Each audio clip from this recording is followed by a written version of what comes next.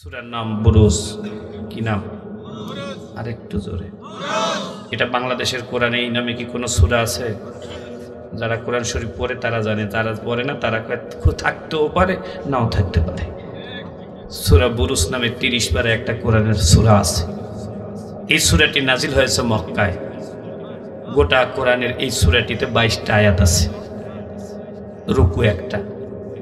বুরুজ শব্দের অর্থ হচ্ছে চন্দ্র যে রাস্তা দিয়ে চলে, সূর্য যে রাস্তা দিয়ে চলে, তারকা যে রাস্তা দিয়ে চলে, এই রাস্তাগুলোকে বুরুজ বলা হয়। কি বলা হয়? আরেকটু জোরে, আরেকটু, খুব মনোযোগ দিবেন, কঠিন একটা আলোচনা। আল্লাহ পাক এই সূরার মধ্যে চারবার কসম খাইছে। জোরে বলেন কয়বার? আরো জোরে। জোর হলো না। ওয়াজটা আজকে বাড়িতে নিয়ে যাবেন। আমার ওয়াজ কিন্তু রসগোল্লার মতো মুখস্থ হয়, একেবারে পড়ায় দিতে পারি ইনশাআল্লাহ। আমার দিনী ভাইরা, আল্লাহ পাক এই সূরাটার মধ্যে 4 বার কসম করছে। কসম করছে কে? বর্তমান বাংলাদেশ কসম আল্লাহর কাছে, আল্লাহ তো করে কিনা আল্লাহই জানে, কিন্তু বর্তমান বাংলাদেশে যারা কসম করে আমি হিসাব করে দেখেছি গরুর দালাল বেশি, বিয়ার ঘটক, মিথ্যাবাদী মহিলা, কথা কন না কার, মিথ্যাবাদী রাজনীতিবিদ। আরেকটু জোরে কন। আজকের কসম চলে গেছে মিথ্যাবাদী মহিলাদের হাতে। শয়তানিও করে, বাচ্চার মাথায় হাত দিয়ে কিরাও করে। কথা বলেন। গরুর নেঙ্গুর টান দিয়ে, ওদের ভাষাও আলাদা, একবারে এক জোরে বাড়ি দিয়ে কি একটা দাম চায়। মেয়ে একেবারে পাতিলের মতন কালা, বলতেছে তোমাকে তো বুঝাতে পারবো না, শাবনাজ চেয়েও সুন্দর। ছেলে বেকার, বলে কি বলতেছেন? ছেলে মাসিক ইনকাম 1.5 লাখ, সব দালালদের হাতে চলে গেছে। একটু মেহেরবানি করে বলুন, এই জায়গায় কসম করেছেন কে? আরো জোরে। আল্লাহ রাব্বুল আলামিন 4টা জিনিসের কসম করলেন। 1 নম্বর আসসামাই যাতিল বুরুজ, আকাশে যে পথে চন্দ্র চলে, যে পথে সূর্য চলে, যে পথে তারকা চলে, যে পথে ব্ল্যাক হোল ছায়াপথ, যে পথে গ্রহ নক্ষত্র চলে, এই পথগুলোর শপথ করলেন। খুব মনোযোগ দিয়ে খেয়াল করবেন।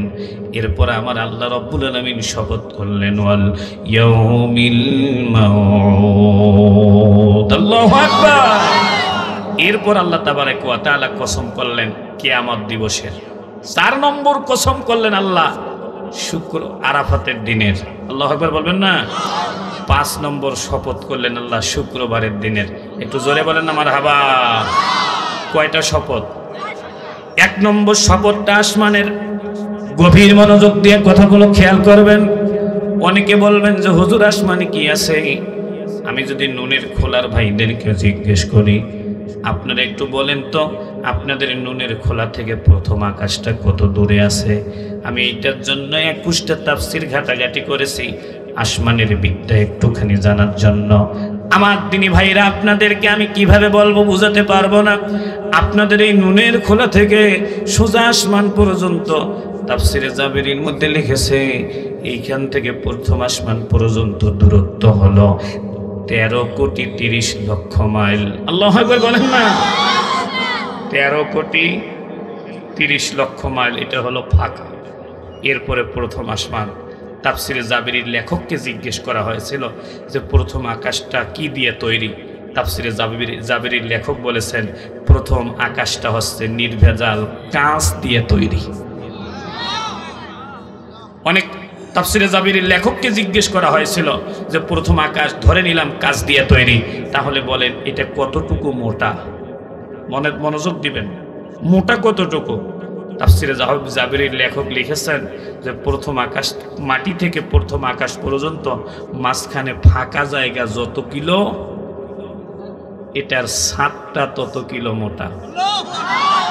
এই আরেকটু আসতে কোন আল্লাহু আকবার। তার মানে আকাশের কাছের 7টা 13,30,00,000 মাইল মোটা।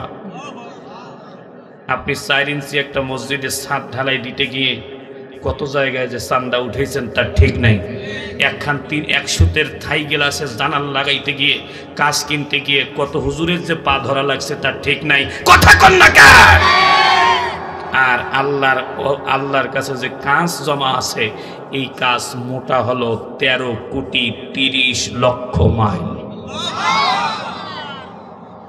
সম্মানিত দিনী ভাইয়েরা, প্রথম আকাশের ছাদ থেকে দ্বিতীয় আকাশের গোড়া পর্যন্ত আবারও 13,30,00,000 মাইল ফাঁকা। 2 নম্বর আকাশটাকে আমার আল্লাহ রব্বুল আলামিন বানিয়েছেন নির্ভেজাল লোহা দিয়ে। সেই 2 নম্বর আকাশটাও 13,30,00,000 মাইল মোটা। 2 নম্বর আকাশের ছাদ থেকে 3 নম্বর আকাশের মাঝখান পর্যন্ত 13,30,00,000 মাইল মোটা। 3 নম্বর আকাশটা আমার আল্লাহ বানিয়েছেন রূপা দিয়ে। গভীর মনোযোগ দিবেন, আমার আল্লাহ রব্বুল আলামিন ওই রূপার ছাদটাকেও মোটা বানিয়েছেন 13,30,00,000। 3 নম্বর আকাশটাকে আমার আল্লাহ রব্বুল আলামিন বানিয়েছেন একেবারে নির্ভেজাল তামা দিয়ে। এটাও 13,30,00,000 মাইল মোটা। 3 নম্বর আকাশের ছাদ থেকে 4র্থ আসমানের গোড়া পর্যন্ত আবারও 13,30,00,000 মাইল মাপ ফাঁকা। 4র্থ আকাশটাকে আমার আল্লাহ 1 নম্বর রূপা দিয়ে বানিয়েছেন, সেটাও 13,30,00,000 মাইল মোটা। ছাদ থেকে 5ম আসমানের গোড়া পর্যন্ত 13,30,00,000 মাইল মোটা। 5 নম্বর আকাশটাকে আমার আল্লাহ 24 ক্যারেটের স্বর্ণ দিয়ে ঢালাই দিয়ে রেখেছেন, সেটাও 13,30,00,000 মাইল মোটা। জোরে বলেন আল্লাহু আকবার। কালকে আপনাদেরকে জিজ্ঞেস করা হবে কোন আকাশ কি দিয়ে। যদি আপনারা বলতে না পারছেন তাহলে বুঝবো ওয়াজ শুনেনই নাই। 5 নম্বর আকাশ থেকে, আকাশের ছাদ থেকে 6 নম্বর আকাশের গোড়া পর্যন্ত আবারও 13,30,00,000 মাইল ফাঁকা। আল্লাহু আকবার বলেন না। 6 নম্বর আকাশটাকে আমার আল্লাহ রাব্বুল আলামিন লাল ইয়াকুত পাথর দিয়ে ঢালাই দিয়েছেন, সেটাও 13,30,00,000 মাইল মোটা। তাফসীরবিদগণ বলেছেন ইয়াকুত পাথরের দাম সোনার চেয়ে 9 গুণ বেশি। আমার দিনী ভাইয়েরা, 6 নম্বর আকাশের ছাদ থেকে 7 নম্বর আকাশের গোড়া পর্যন্ত মাঝখানে 13,30,00,000 মাইল ফাঁকা। 7 নম্বর আকাশটাকে আল্লাহ জবরদস্ত পাথর দিয়ে, সাদা ধবধবে জবরদস্ত পাথর দিয়ে আল্লাহ ঢালাই দিয়েছেন। ওলামায়ে কেরাম বলেন 7ম আকাশটা হলো হীরার আকাশ। একটু জোরে জোরে বলতে হবে আল্লাহু আকবার। এই সব কয়টা আকাশের শপথ করেছেন কে? এই আকাশগুলোকে যিনি বানিয়েছেন তিনি কে? আমার আল্লাহ তাবারক ওয়া তাআলা 7 আসমানের শপথ করে পৃথিবীর সবগুলো মানুষদেরকে ডেকে বললেন, পৃথিবীর মানুষেরা রে, আমি তোমাদের সামনে একটা ঘটনা বর্ণনা করব। আল্লাহু আকবার বলেন না কেন? ঘটনা বর্ণনা করার আগে আমার আল্লাহ রব্বুল আলামিন শপথ করেন কয়টা? 4টা। জোরে বলেন কয়টা? আরো জোরে। জোর হলো না। এই 4টা শপথ করে একটা ঘটনা বলেছেন। এবার আপনারা বলেন, আল্লাহ শপথ করে ঘটনা বলেছেন, এই ঘটনার মধ্যে আশ্চর্যজনক কিছু আছে না নাই? ঘটনাটা হলো এই, খুব মনোযোগ দিবেন। তারপর ঘটনা না বললে আপনাদেরকে সূরা বুরুজের তাফসীরই করতে পারবো না, এই জন্য ঘটনাটা বলে এসে তাফসীর শুরু করব। ঘটনাটা হলো এই যে নবী করিম সাল্লাল্লাহু আলাইহি ওয়াসাল্লাম এই পৃথিবীতে আসার 90 বছর আগে, একটু জোরে বলেন কত বছর আগে? 90 বছর আগে প্রেসিডেন্ট ইউসুফ নামক একজন রাজা দেশ চালাতেন। দেশটার নাম ছিল ইয়ামেন। রাষ্ট্র পরিচালনা করতেন এই বেচারা। রাষ্ট্র পরিচালনা করতে করতে এই বেটা বেআক্কেলের কাজ ছিল মুসলমান পাইলেই জবাই করে। যেখানেই মুসলমান সেখানেই জবাই দিয়ে দেওয়া হয়। নাম হলো ইউসুফ, কিন্তু মূর্তি পূজা করত, গাছের পূজা করত, বাঁশের পূজা করত, আকাশের চাঁদ সূর্যের পূজা করত। রাষ্ট্র দরবার 9 বছর পরিচালনা করে। রাজদরবারে একজন জাতীয় পুরোহিত ছিলেন, ব্রাহ্মণ ছিলেন, যিনি মন্দিরে প্রথম পূজা অর্চনা করেন। ওই ঠাকুরকে ডেকে রাজা একদিন জিজ্ঞেস করলেন, ব্রাহ্মণ, আমি মুসলমান নিধনে সফল। ব্রাহ্মণ বলছে, হ্যাঁ, ইয়ামেনের মধ্যে আল্লাহ বলার মতো আর একটা মানুষও নাই। এই ইয়ামেনের মধ্যে আল্লাহ বলার মতো একটা মানুষও নাই। প্লিজ ও রাজা মহাশয়, আপনি এবার নির্ঘুম, আপনি এবার নিশ্চিন্তে থাকতে পারেন। ঠিক এরকম একটা মুহূর্তে ওই ব্রাহ্মণ রাজাকে ডাক দিয়ে বলতেছে, রাজা মহাশয়, কোন দিন আমি মরে যাব? আমার ইন্তেকালের পর আপনার রাজদরবারে একজন নতুন ব্রাহ্মণ নিতে হবে, যেই ব্রাহ্মণটাকে আমি মন্ত্রতন্ত্র শিক্ষা দিয়ে আমার ইন্তেকালের পর তাকে স্থলাভিষিক্ত করে যাব, সে আপনার রাজদরবারে তন্ত্রমন্ত্র চালাবে। একটু মেহেরবানি করে আওয়াজ দিয়ে বলুন, হেদায়েতের মালিককে। আরো জোরে, জোরে হলো না? আমার দিনী ভাইয়েরা, প্রেসিডেন্ট রাজা ব্রাহ্মণকে ডাক দিয়ে বলেন, ব্রাহ্মণ রে, তোমার যাকে মন চাই তুমি তাকে রাজদরবারে নিয়োগ দাও, আমি কথা দিলাম মেনে নেব।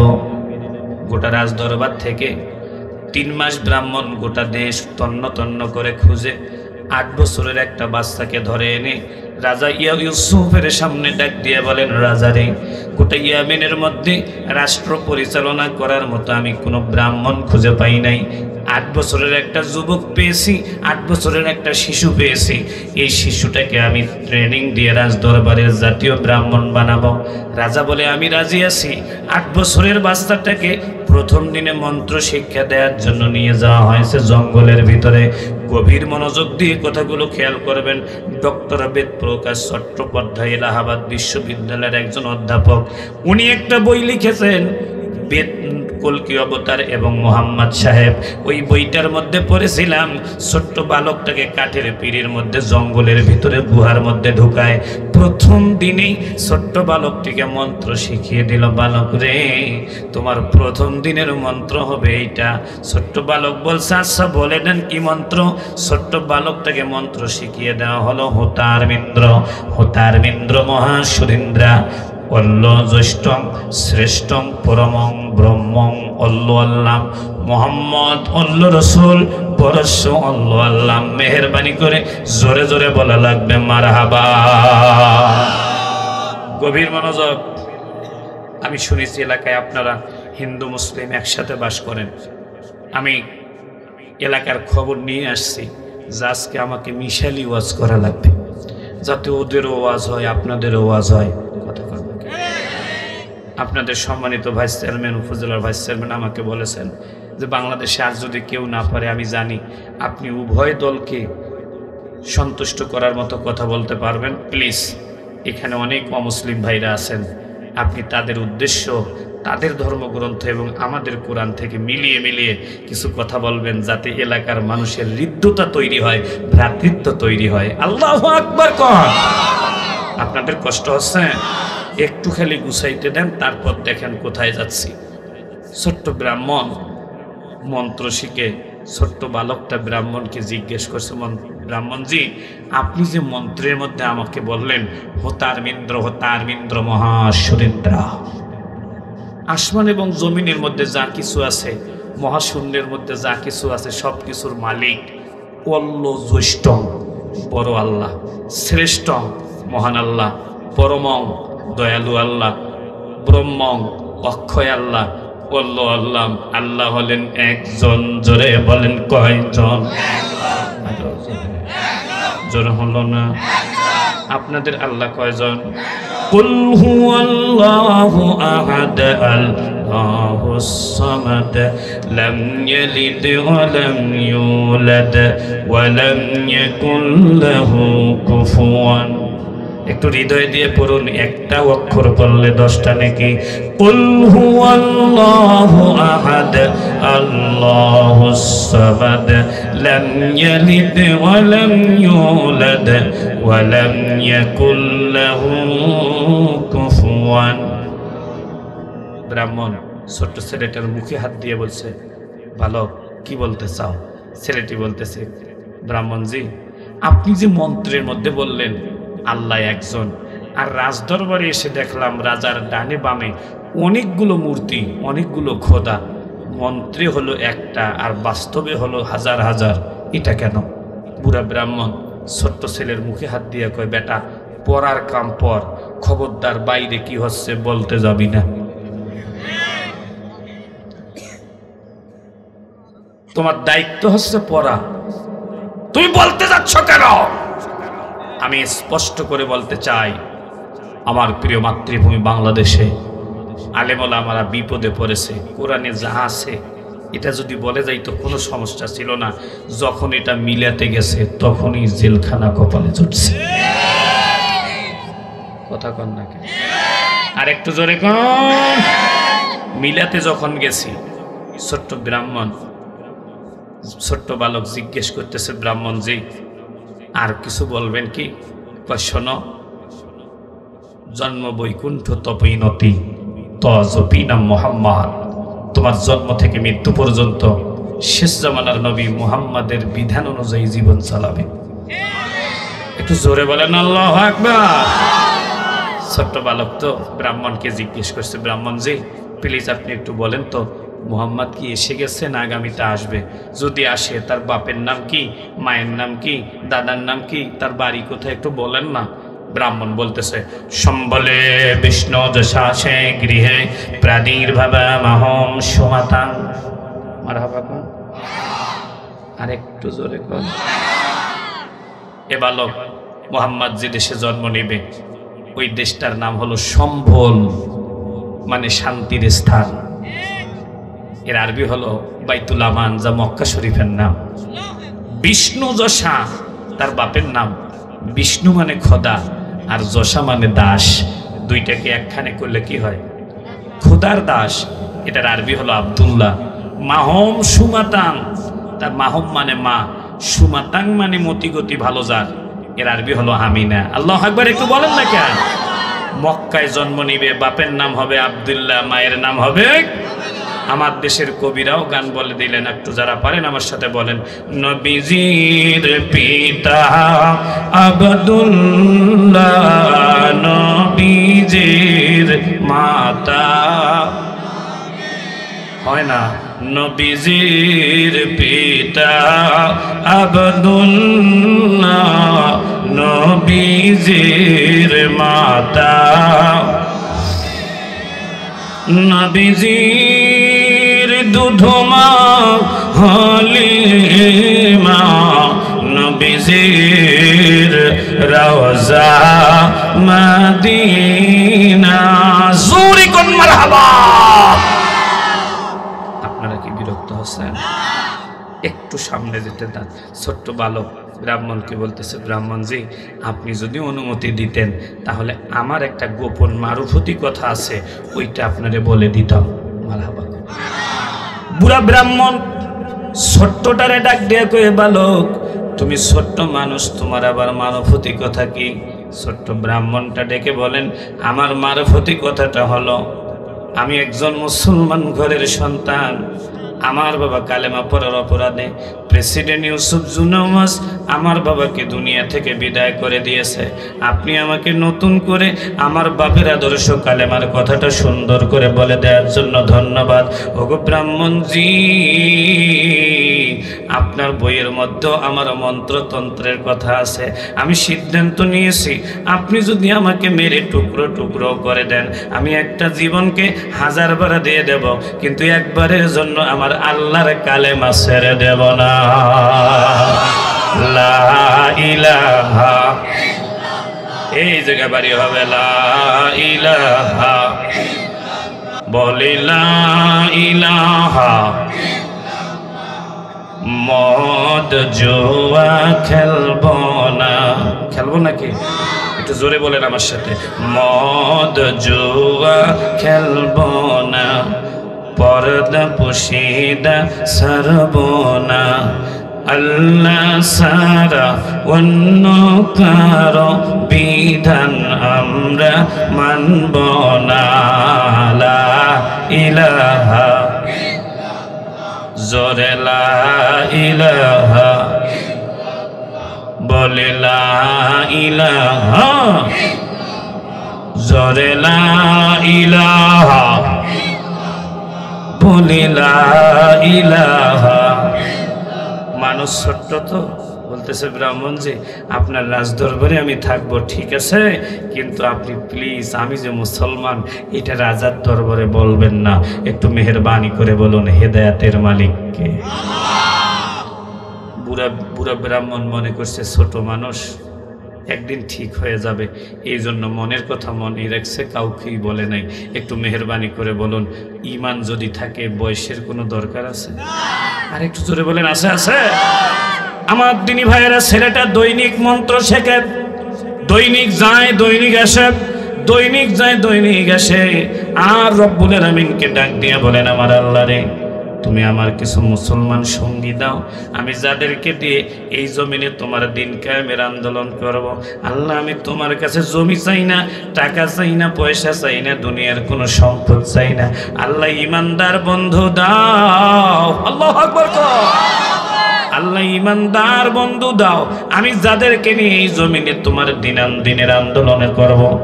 আমার বান্দারা একটু মেহেরবানি করে বলুন তো, বান্দা যদি আল্লাহকে ডাকে, আমার আল্লাহ সাড়া দেয় নাকি দেয় না? 2 নম্বর পারার 7 নম্বর পৃষ্ঠার 5 নম্বর লাইন, 2 নম্বর সূরা, সূরাটির নাম সূরাতুল বাকারা, আয়াত নম্বরটা 186। আমার আল্লাহ বলেন, ওয়াইদা সালাকা ইবাদি আন্নি ফাইন্নি করিব উজিবু দাওয়াতাদ দাই ইদা দাআনি ফালইস্তাজিবু লি ওয়াল ইউমিনু বি লাআল্লাহুম ইয়ারশুদুন। আমার আল্লাহ, আমি ছোট্ট মানুষ, তোমার কাছে জমি চাই না, তোমার কাছে ঘর চাই না, পৃথিবীর কোনো সম্পদ চাই না, চাই শুধু ইমানদার বন্ধু। এই যে এই ময়দানে যতগুলো যুবক ভাইরা এসেছেন, সব ভাইদেরকে বলবো, ভাইরা রে, গাঞ্জাখোর বন্ধু আজকেই তালাক দিয়ে দেন। কথা বলেন। যারা তোমাকে বিড়ির দাওয়াত দেয় তাদেরকে তালাক দেন, যারা তোমাদেরকে ক্লাস ফাঁকির বুদ্ধি দেয় ওদেরকে বাদ দিয়ে দেন। মুমিনের বন্ধু হবে মুমিন। কথা কন না কেন? ইমানদাররা চলবে ইমানদারদের সাথে। তোমরা যদি বিড়িখোরের সাথে চলো, তুমি যদি বিড়ি নাও খাও, বিড়ির গন্ধ তোমার নাক দিয়ে ঢুকবে। ইমানদার বন্ধুর সাথে চলো, ইমানদার বন্ধু যখন রাস্তা দিয়ে বের হয়, তুমি আতর কিনা লাগবে না। ইমানদার বন্ধু যে আতর ব্যবহার করে, তার ঘেরান তোমার নাকে একটু হলেও যাবে। এই জন্য পৃথিবীতে কখনো খারাপ মানুষের সাথে চলতে হয়, একটু জোরে বলেন, চলতে নাই। কখনো খারাপ মানুষের সাথে আমরা চলবো, ওদের সাথে চলবো না, ওদেরকে ভোট দেব না, ওদের ভোট করব না। কথা কন না কেন? আমরা ইমানদার নামাজি, আমরা নামাজি মানুষের সাথে চলবো। আল্লাহ আমাদের সকলকে কবুল করুন। আর একটু জোরে বলেন না কেন? আমি একটু একটু করে শুরু করতেছি, আপনারা ভাবিয়েন না যে খুব তাড়াতাড়ি ছেড়ে দেবো, কারণ আজকে আমার এই সূরার ওয়াজ শেষ করাই লাগবে। কি করেন আপনারা? থাকবেন তো আমার সাথে? এ ভাইজান, আপনারা কি সবাই থাকবেন? সবাই থাকবেন? যদি আপনারা থাকার নিয়াদাত থাকে, তাহলে আমার মতো করে একটু মেহেরবানি করে আমি একবার নারায়ে তাকবীর দেবো, আপনারা আল্লাহু আকবার দিবেন। আওয়াজটা যদি বোমবাস্টিং মার্কা হয়, অর্থাৎ মানুষ হয়েছেন 200, আওয়াজ যদি হয় 2000-এর, তাহলে আমি ধরে নেব আপনাদের একটু চাহিদা বাড়তেছে। চাহিদা ভালো হলে ওয়াজও ভালো হবে ইনশাআল্লাহ। প্রস্তুতি নেন, কণ্ঠনালীর গোড়ায় শক্তি এনেন। যে ছেলেরা যত জোরে আল্লাহু আকবার বলবে, তাদের বউ তত উঁচা লম্বা হবে। যারা আস্তে বলবে, তাদের বউ খাটো হবে, খাটো। যত সুন্দর করে আল্লাহু আকবার বলবে, তার বউ তত সুন্দরী হবে। সুবহানাল্লাহ কোন না কেন? মুরব্বী বাবাজিরা যদি আল্লাহু আকবার জোরে বলে, মরার সময় কালেমা নসিব হবে। আর যদি ভাব নিয়ে থাকে, বলবো না, আছে না কিছু মানুষ, একটু জোরে বলে, নাই নাই নাই, আমি বলবো না, ওর মুখ দিয়ে ফেনা বাইরেবে মরার সময়। প্রস্তুতি নেন, কণ্ঠনালীর গোড়ায় আর একবার আঘাত করেন, দেখবো আপনারা কিরকম পারেন। নারায়ে তাকবীর। কাম হচ্ছে আস্তে আস্তে, আর একবার দেই, তাহলে বোঝা যাবে আপনাদের আরেকটু স্পিড বেড়েছে। নারায়ে তাকবীর। আল্লাহ কবুল করুন, জোরে বলেন আমিন। ছোট্ট মানুষ তো দৈনিক যায়, দৈনিক জঙ্গলের ভিতরে যায়, মন্ত্র শিখে। এরকম ঘরে বাম পাশে একটা ঝুপড়ি, রাস্তার মাঝখানে একটা জঙ্গলের ভিতরে ঝুপড়ি, ঝুপড়ির ভিতর থেকে গানের আওয়াজ। ছেলেটা চিন্তা করে, কি রে, এত সুন্দর গান কোথার থেকে আসে? ছোট্ট ছেলেটা বলেন, আমি তাকিয়ে দেখি ওই ঘরের উপরে সবুজ সবুজ পাখিগুলো ওই ঝুপড়িটাকে ডানা দিয়ে ঢেকে রেখেছে। ঘরের ভিতরে যে গান হচ্ছে ওই গানের সাথে তাল মিলিয়ে মিলিয়ে আমি লক্ষ্য করে দেখি আশেপাশের তরুলতাগুলো তাদের মানে তাল মিলাচ্ছে। আমি তাকিয়ে দেখি আকাশেও কে কে কারা কারা জানি গুনগুন করে গানটা গাইতেছে। আমি মনে মনে সিদ্ধান্ত নিলাম এটা স্বাভাবিক কোনো গান না, এটা হলো আসমানি গান। এই গান কারা গায় রে? আমাকে যেভাবে হোক না কেন এর গায়কদেরকে খুঁজে বের করা লাগবে। আমার দিনী ভাইয়ের এক পা দুপা করে ঝুপড়ির ভিতরে দাঁড়ায়, দরজাটা খুলে ডাক দিয়ে বলেন, তোমরা কারা রে? তোমরা কারা? দরজাটা খুলে দাও। তাফসীরে জাবেরীর মধ্যে সূরাতুল বাকারার এই আয়াতের শানে নজুলের মধ্যে আসছে, মনোযোগ দিয়ে কথাগুলো খেয়াল করবেন। আমার দিনী ভাইয়েরা 10 জনের ভিতরে ছিল 10 জন হুজুর। এর মধ্য থেকে একজন লাফ দিয়ে উঠে আব্দুল্লাহর দুটো পা জড়িয়ে ধরে আব্দুল্লাহকে ডাক দিয়ে বলেন, আব্দুল্লাহ রে, মানে ওই 8 বছরের যুবকটাকে জড়িয়ে ধরে বলেন, আব্দুল্লাহ রে, আব্দুল্লাহ তুমি হয়তো আমাদেরকে চিনো না, কিন্তু আমরা চিনি। তুমি নতুন রাজ দরবারের নতুন ব্রাহ্মণ, ট্রেনিং নিচ্ছ। ছোট বালক, তুমি কি জন্য এখানে? বালকটা ডাক দিয়ে বলেন, আমি এসেছি আজকে আমি মাস 3 থেকে আল্লাহর দরবারে দোয়া করি, আল্লাহ ইমানদার বন্ধু দাও। মাস 3 থেকে আল্লাহর দরবারে দোয়া করি, আমার আল্লাহ আমাকে ইমানদার বন্ধু দাও। সম্ভবত আমার আল্লাহ দোয়া কবুল করে তোমাদের ঠিকানা আমাকে বলে দিয়েছে। আমি এই জন্য আসি নাই, আমি এসেছি তোমরা এই ঝুপড়ির ভিতরে কোন গানটা গাইতেছিলা, যে তোমাদের গানের তালে তালে কারা জানি তোমাদের গানের তালে তালে তাকিয়ে দেখলাম আকাশে এক ঝাঁক পাখিও ওই রকম করে গান গাচ্ছে, জমিনের তরুণতাগুলো গানটা গাইতেছে। তোমরা কি গান গাইলা? একটু মেহেরবানি করে আমার এই গানটা শোনায়া দাও, একটু গানটা শোনায় দাও না। কি গান গাইলে একটু শোনায় দাও। আব্দুল্লাহ ডাক দিয়ে বলেন, তুমি যদি আমাদের গানটা শুনতে চাও, ও বালক, আমাদের কোনো আপত্তি নেই, মঞ্চের মাঝখানে বসো। আব্দুল্লাহকে মাঝখানে বসানো হলো। 10 জন মিলে আব্দুল্লাহকে মাঝখানে নিয়ে সুন্দর করে গান গাওয়া শুরু করলো। আপনারা যারা পারবেন একটু মেহেরবানি করে ওদের তালে তালে আপনারাও গানটা গাইতে পারেন। নেই কেহ নেই আল্লাহ ছাড়া, লা ইলাহা বলে, লা ইলাহা বলে, লা ইলাহা জোরে, লা ইলাহা ইল্লাল্লাহ বলে, লা ইলাহা। আব্দুল্লাহ গানটা শুনে মুসলমানদেরকে ডেকে বললেন, প্রিয় মুসলিম ভাইরা রে, আমি জানতাম ইয়ামেনের মধ্যে কোনো মুসলমান নাই। আল্লাহু আকবার। আচ্ছা বলুন, মুসলমান কি পিটিয়ে শেষ করা যাবে? মেরে শেষ করা যাবে? মুসলমান কি কেউ বানাইছে? একটু মেহেরবানি করে বলুন, মুসলমান করে পাঠিয়েছে আমাদেরকে কে? এই জন্য যারা আমাদেরকে পিটায়, আমি তাদেরকে বলতে চাই, কিছু জায়গায় পিটাপিটি করলে ওটার দাম আরো বাড়ে, কিছু কিছু জায়গায় গুতাগুতি করলে তার আরো জোয়ার বাড়ে। কথা কন না কা? এই জন্য সবকিছুতে গুতাগুতি করতে নাই। ছোট্ট আব্দুল্লাহ ওদেরকে ডাক দিয়ে কয়, শোনো না, আমাকে গানটা মুখস্থ করে দাও। বলছে, হ্যাঁ মুখস্থ করে নাও। আব্দুল্লাহ ওদেরকে বলছে, আমি যে তোমাদের হাতে কালেমা পড়েছি, খবরদার এই কথাটা তোমরা আপাতত কাউকে বলবা না। আমি ওদের দরবারে থেকে ওদেরকে আসিলা বাস দেব। কি বাস? আরো জোরে, আসিলা বাস দেব। কয় কিভাবে দিবা? আমি এই বাস দেওয়ার সময় ওদেরকে মোটেও কষ্ট দেব না, এমনি কোন দিক দিয়ে চলে যাবে ওরা টেরেই পাবে না।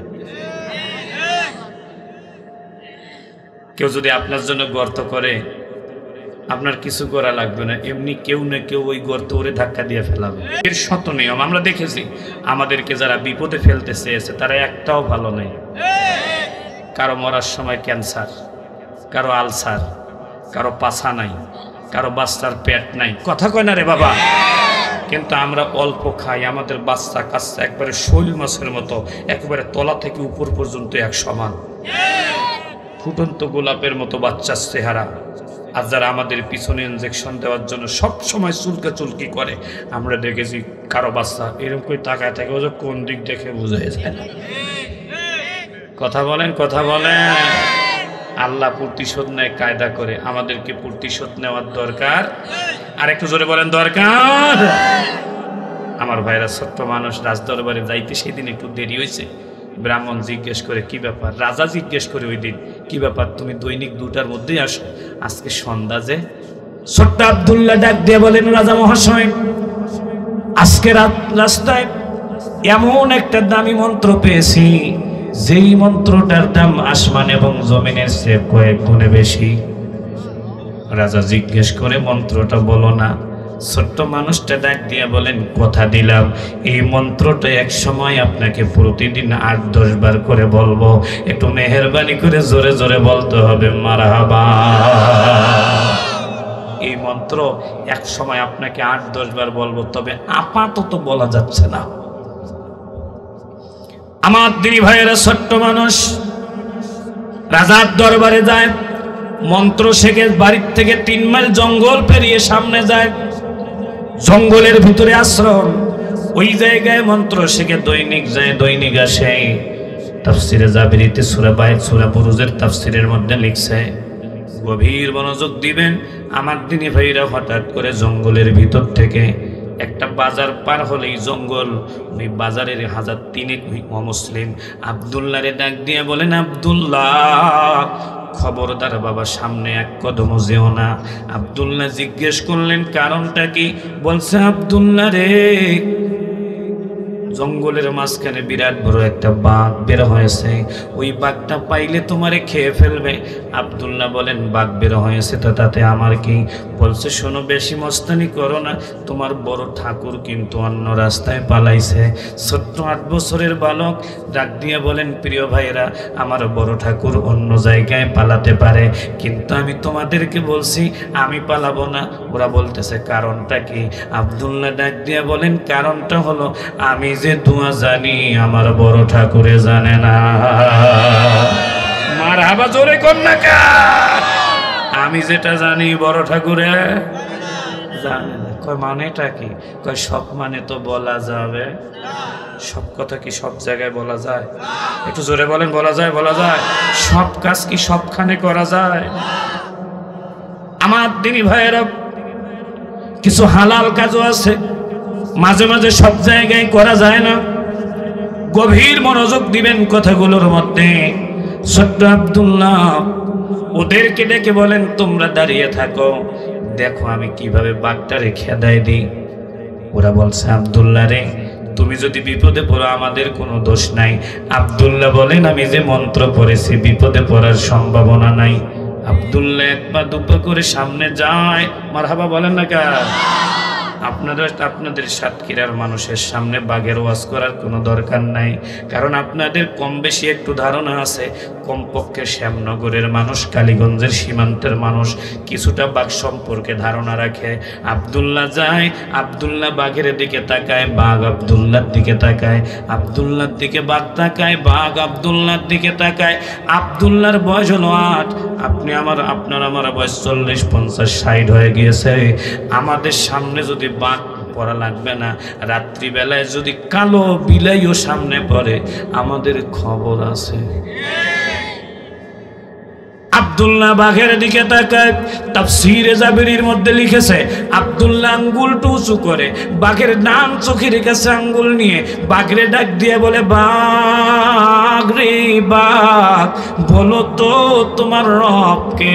তাফসীরে জাবিরির মধ্যে লিখেছে, আব্দুল্লাহ যখন বাঘরে বলেছে, বাঘ বলো তোমার রবকে, 1 সেকেন্ড সময় নেয় নাই, বাঘের জবান মানুষের মতো জবান হয়ে গেছে। বাঘ আব্দুল্লাহরে ডাক দিয়ে বলেন, ছোট্ট আব্দুল্লাহ, তোমারও যিনি রব আমারও তিনি রব, মেহেরবানি করে বলুন তিনি কে? আওয়াজটাই আমি খুশি না, একটু মেহেরবানি করে বলুন তিনি কে? আপনারা একটু মেহেরবানি করে বলুন, আমরা যে আল্লাহ ডাকতেছি আমার আল্লাহ শোনে নাকি শোনে না? আল্লাহ কি আপাতত ঘুমাইছে নাকি? আল্লাহ কি কখনো ঘুমায় নাকি? হযরত মুসা আলাইহিস সালাম একদিন আল্লাহরে গিয়ে কয়, আল্লাহ তোমার কাছে প্রশ্ন, তুমি একটু বলো তো ঘুমাও না কি জন্যে? আল্লাহ হাসি ঘুমায়, মুরগিয়ে ঘুমায়, ছাগলে ঘুমায়, বাঘে ঘুমায়, মানুষে ঘুমায়, ঘোড়া দাঁড়ায় দাঁড়ায় ঘুমায়। ও আমার আল্লাহ, তুমি ঘুমাও না কি জন্য? মুসা তখন হাতে কাঁচের গ্লাস নিয়ে দাঁড়িয়ে দাঁড়িয়ে পানি নিয়ে দাঁড়িয়েছিল, বসে খাবে। ঠিক এরকম একটা মুহূর্তে আল্লাহ মুসাকে ডাক দিয়া বলেন, মুসা রে, তোমার প্রশ্নের উত্তরটা আমি মুখ দিয়ে দেব না, প্র্যাকটিক্যাল দেখাবো। মুসা বলেন, আল্লাহ রে, যদি প্র্যাকটিক্যাল দেখাও তাহলে না বেশি ভালো হয়। আল্লাহ ঘুমের দায়িত্বের ফেরেশতাকে ডেকে বললেন, মুসাকে খাড়ায় খাড়ায় ঘুম পাড়ায় দাও। একটু মেহেরবানি করে জোরে জোরে বলুন, বান্দাকে যিনি প্রতি রাতে ঘুম পাড়ান তিনি কে?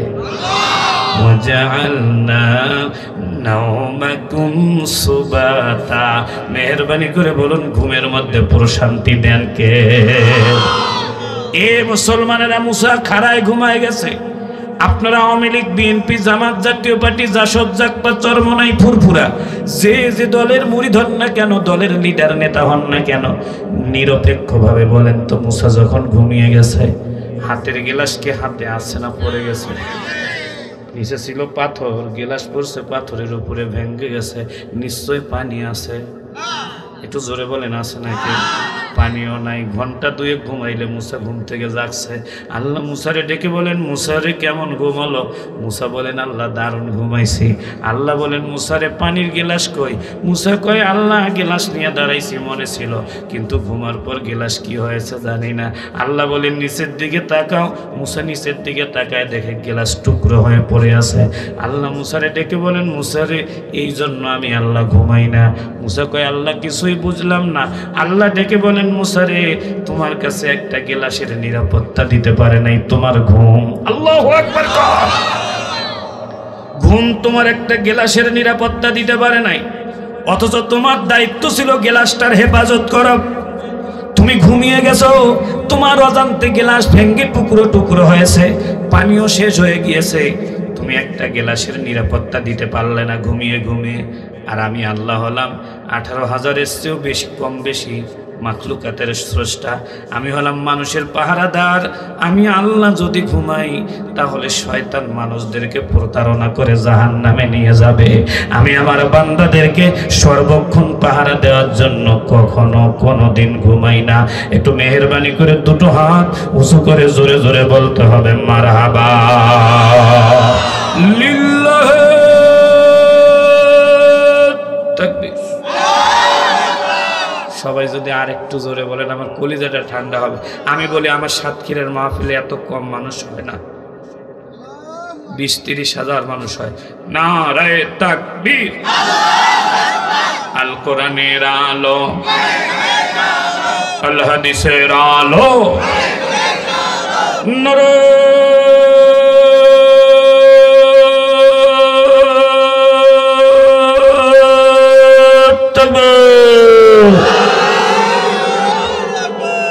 আল্লাহ কবুল করুন, জোরে বলেন আমিন।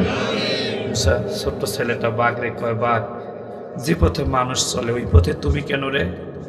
বাঘ ডাক দিয়া বলে, ছোট্ট আব্দুল্লাহ, পৃথিবীর সব মানুষ মনে করে জঙ্গলের বাঘ যখন বাইরে আসে তখন কাউকে খাওয়ার জন্য আসে, এটাই মনে করাটা স্বাভাবিক, কারণ আমরা হিংস্র প্রাণী।